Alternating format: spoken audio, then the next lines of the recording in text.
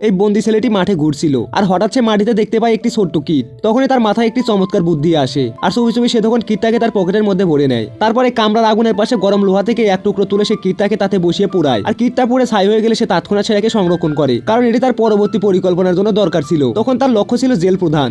যখনই জেল প্রধান পানির গ্লাস রেখে বাইরে যাচ্ছিল তখনই ছেলেটি আস্তে করে গ্লাসের মধ্যে কিটের ধুলোটা মিশিয়ে দেয়। এরপর সে টয়লেটে যাওয়ার নাম করে বাইরে যায়। তখন জেল প্রধান কিছুই বুঝতে পারে না এবং সে তখন পানিটা খেয়ে হঠাৎ করে অসুস্থ হয়ে পড়ে। জেল প্রধান তখন টয়লেটে ব্যস্ত হয়ে গেলে তার চাবিটা তখন বাইরে ঝুলছিল। ছেলেটা তখন টয়লেটে গিয়ে চুপি চুপি সে চাবি থেকে সাবানের উপরে একটি ছাপ তুলে নেয় আর দীর্ঘদিন পর্যবেক্ষণ করার পরে সে বুঝেছিল যে এই চাবিতে জেলের মূল দরজা খোলা হয়। কিছুদিন পরে ছেলেটি সুযোগের অপেক্ষায় ছিল। এরপর জেলের মধ্যে হঠাৎ করে সে বিশৃঙ্খলা সৃষ্টি করে। সবার দৃষ্টি তখন অন্যদিকে চলে যায়। সে তখন ধীরে ধীরে মূল দরজার কাছে গিয়ে চাবিতে তখন দরজার নকল চাবি তৈরি করতে শুরু করে আর সবকিছুই তখন প্রস্তুত ছিল।